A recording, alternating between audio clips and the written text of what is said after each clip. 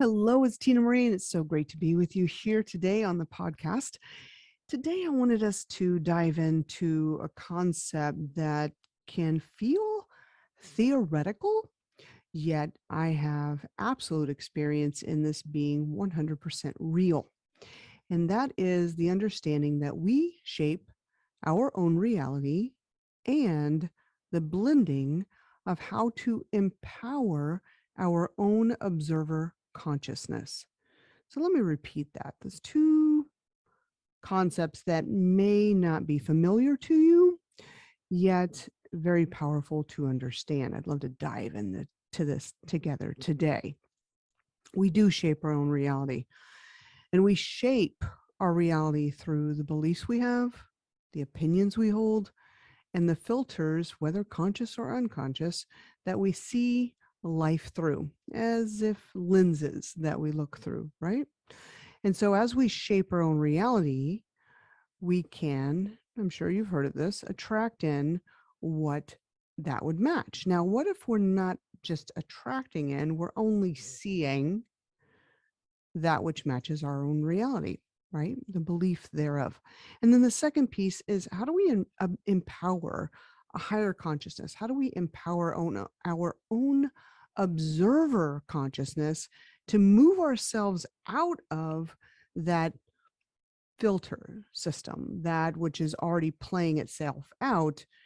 And what will that mean at the end of the day whenever we learn how to empower our observer consciousness? And how can that in turn shape our reality? So if you're up for this, we're going to have a wonderful discussion. So I learned in my 20s, I was working with some masters, some Buddhic masters, and they gave me the concept, or at least offered the concept of an observer consciousness, and shared with me that there is a way to see the unfolding of our life in the moment, such as you and I right now in a conversation. And you're listening to this, I'm here with you in this same moment. We could have an observer consciousness that's simply watching. My observer consciousness likes to come up from the right and be a little bit above my head and a little bit behind it, right? So I've done this practice, and my observer consciousness feels as though it is there. And there's a definite identity of it. There's a definite power and a knowing of that. Whenever I ask myself, what would my observer see? Whenever I ask for that perspective, that's where that observer consciousness is. So I invite you to tap in now. If you were to ask your observer consciousness, where are you? If I'm going to observe myself in this moment, and you reach a piece of your energy over to empowering an observer consciousness, where is that observer consciousness showing you it is? Just take a minute. It's going to give you that answer. Some people it's up and to the left. Some people it's right alongside. Some people it's as though they have a friend right next to them, shoulder to shoulder. For me, it's up and behind my head to the right. And why this is important is each one of us has our own perspective of this knowing. It is real.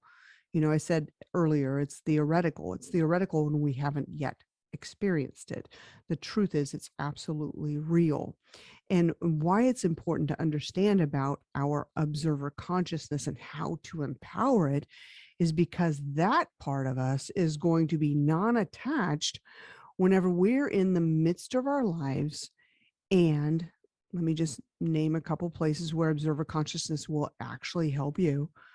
It's when we are confused, when we haven't got the answers, when maybe we're triggered by another person or situation. We're in a conversation that's feeling sticky or prickly or painful or challenging. When we're in the midst of our life doing, maybe you're on the computer getting some work done, maybe you're by yourself and simply alone with your own thoughts, wherever there's a struggle inside, you can empower your observer consciousness, and that part of you will look at the situation that you're in and help you detach from it, not to become detached, but to detach and rise above it so we can have more perspective into it. And guaranteed, when we learn how to have more perspective into a situation, usually that pain was only in one angle. Maybe the pain, the hurt, the confusion, the loneliness, the regret, despair, anxiousness, guilt, depression is because we've put blinders on our perspectives and we're only seeing one version of life at that time, right? So an observer consciousness can move us out of our stuck perspective and put us in a place where we can then see a wider angle on life. And what happens there is we get new energies, we feel things, know things that we weren't privy to before. So this is a very powerful tool. The blending of our own projections in life, our own beliefs, will become that lens that we see life through. And it's a natural safety mechanism that we all do because what we know determines our certainty in it. Whenever we believe we know things, when we are sure of things, when we can be guaranteed of things, when we can trust things, that's that next placement for our foot forward in our life, right? That's where we make our decisions based on what we trust, what we know. It only makes sense. That is our safety mechanisms at play. Yet, oftentimes when we come to these places where we are confused, don't have the answers, feel stressed out, anxious, all those things I mentioned, then what we know doesn't work anymore. We've run out of what we know. We've run out of what we trust. We've run out of the data that we've made prior decisions on, and that's why we're confused, right? So we need to fill that place with a different way of being. And I want to share what I've learned. Hopefully what I've learned can help you because, just recently I've been in a situation where, knowing what I know, leading companies, leading teams, helping build businesses, having strategy, being able to identify the problem sets in a situation and then provide new strategy, new method, new process, new approaches. And then we get out of that problem set because of these new strategies. This is what I do as a daily basis. This is my job, my role, my way of being, who I am. Yet about 2 months ago, I said yes to an opportunity that I knew would be a challenge. And I love going into challenges where I can bring what I am and what I know and what I've done and apply it to a new challenge, a new problem set. We get in there and we figure things out. Well, in that same place, I also observed some human dynamics that were painful, not only to me, but to others. And the beauty in that was that I was able to then apply the strategies and the knowing of human dynamics and what I've been taught and what I've developed in a whole new way. And it was great because I was in there feeling my nervous system response. And I'm going, hold on a second. Am I shaping my reality here or is it being shaped? One of those pivotal questions that we ask ourselves, right? What am I seeing? Can I believe what I'm seeing? Am I attracting this? How am I participating in it? And so all these questions, higher order questions in that I wanted to learn were there. And there's one thing I know absolutely is that the stories we tell ourselves and the meaning that we give those stories become the reality that we see. The stories we tell ourselves and the meaning we give those stories, whether painful or beautiful, become the lens through which we see life. And so what I did in that moment was start asking myself, what lens am I seeing life through?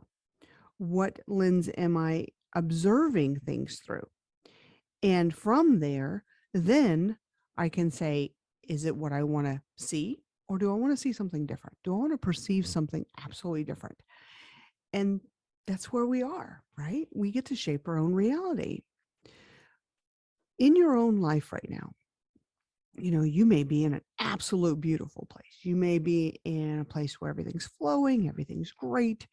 And then in the back of your mind, do you have any piece of a story in there that says you're waiting for the next shoe to drop, that it can't last forever, right?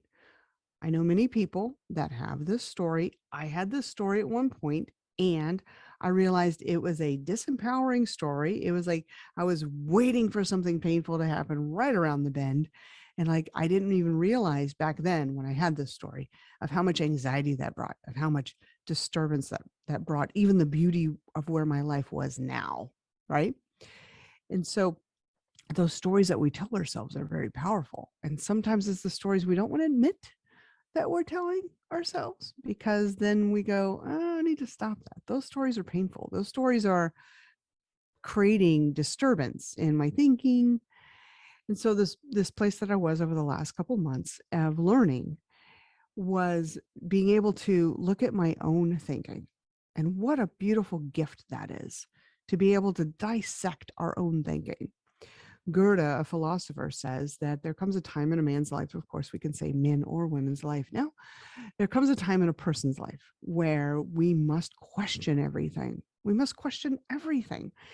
And when I first heard that quote long, long ago, I thought, wow, how overwhelming is that, to question everything that we have, that we know, that we trust, that we believe, to question everything. I'm like, can we just question maybe a third of it and then, you know, feel okay and organizing that closet first? So whenever I think of questioning everything, then that brings in that part of ourselves and my thinking where, you don't trust, where, well, what am I going to do if I question everything? Then I'm starting over. And what I learned in my years of doing this practice, and at least inviting in the questioning everything philosophy that Goethe recommended, I realized that there's a knowing of a faith and a trust that has to be present in order to question. There's like this foundational place of, I trust the outcome. I trust where things are going. I trust myself showing up in a certain way despite the odds. I trust myself in knowing who I am in this place of uncertainty. And that's really all we have at the end of the day. We only have who we believe we are and how we will show up in any circumstance. We only have that, because despite our best efforts, we cannot control anyone else. Despite our best efforts, we cannot say enough words to convince somebody of something. Despite our best efforts, we can't help people in such a way that their life will be beautiful also, right? That's where we have a lot of pain. I know for me, I do. I get a lot of pain in my life whenever I just want people to understand or just want people to see it the way I see it. And whenever I feel that tightness and that want and that control of it, that's where pain is. So, how do we shape our own reality? The first thing is that we realize we can only control our own thinking. We can only control our own beliefs, or at least examine them. Some are unconscious. Some we don't even know are in there until life itself pokes it. And then we're like, didn't know that one was in there. Thank you. That was cool. So we want to have this observer consciousness with ourselves and have fun in the dance of life, right? So the next thing I wanted to add here was the feeling of projecting onto others a reality, or having others project onto us their reality. What do I mean by projecting? Projecting is that act of saying things like, you look overwhelmed, if I'm speaking to another person. It may be true that the person that is receiving that, or that I'm seeing or communicating with, may actually be feeling overwhelmed. Whenever we project onto another person, oh, you look so tired. Oh, you look so stressed out. Are you depressed? Or you look like, you're confused. Whenever we project onto another person our thoughts, we create a defensiveness, an air of defensiveness. And how does that shape our reality? If we're the person projecting onto another person, what that does to our reality is it makes us right, puts them in a defensive posture, changes the air of the communications. If that person does not have strategies to manage the projection, then the dynamic of what is being communicated at that point is only what I would want to be seeing. It's through my own filter. I'm going to then judge the other person as being overwhelmed, stressed out, lonely, tired, whatever it is. Whenever I'm projecting, typically our projections are of a negative sense that's going to take power away from the situation. And then truth is not going to have a space. This is a very powerful concept. The other place is whenever we are the receiver of another person's projection. Whenever we're the one hearing the words, you look so tired, overwhelmed, confused, depressed, whatever it is that feels of that negative nature. And we need to check in with ourselves. We check in with ourselves. If someone is with us that says this, how can that shape our reality? The opinion of others can become the opinion of ourselves. It's a dangerous place. So what we want to do is to simply have those words be words, check in with ourselves. They don't have meaning yet. Other people's words do not have meaning yet unless we give them the meaning. Other people's opinions, beliefs do not have meaning to us until we give them meaning. So if somebody were to speak to us in that way, we get to pause, an internal pause. This is what I do, an internal pause. And I check in and I go, well, am I? In all honesty, am I tired right now? Am I, those words that I was saying, depressed, anxious, overwhelmed, confused? Am I that? And I find that that sense of wonder and intrigue and curiosity and interest in our own way of being, when we check into ourselves, we can either tell ourselves, yes, I guess I am. I guess I may be a little there. Then how do we respond to the other person? This is where that dynamic comes into play, the energetic dynamic of conversation between two people. If someone were projecting onto you what they believe you look like, are being like, are acting like, and you check in with yourself and it agrees, then you get to go, thank you for the feedback. The truth is, maybe a part of me's feeling that way. I could see how you see that. Or you could say something like, thank you for that feedback. What are you seeing precisely, or, more specifically, to have you think that? I'd like to hear what you're seeing or feeling or knowing to have you believe that projection of what you think I am. And I definitely use those words. I hear you projecting onto me something that you're believing, and I'd like to know where that's coming from so I could more specifically understand the data points. Now, we don't speak this way normally, right? People that are projecting are usually unconscious that they're projecting. It's a way of being for them. And it's a power dynamic that they get power from projecting onto other people what they believe the other people are. And like I said, usually projections are negative. So that person that projects gets their power. The person that has been projected upon feels at a lower level, diminished, and thus goes the adult human dynamic game, right? Not where any of us want to be. So pause, check in with yourself. Is any part of it true? If so, go get more data so you could specifically know what they're asking or seeing. Now, if it's not true, if you check in with yourself and go, I'm not tired.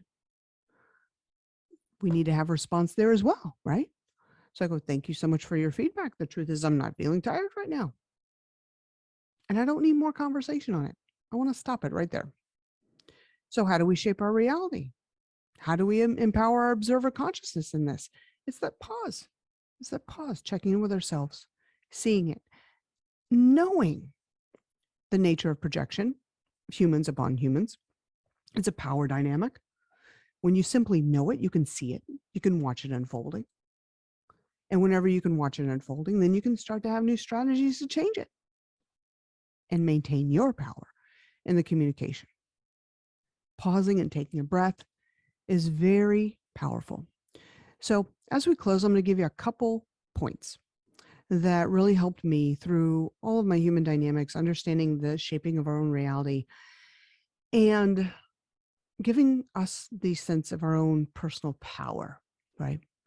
So, first, like I said, that pause, take a breath. Take a breath in many of your dynamics and your communications. It can feel stressful, right? I want you to know that you're in control of your body, and breathing and pausing can definitely give you your power back, especially through those communications.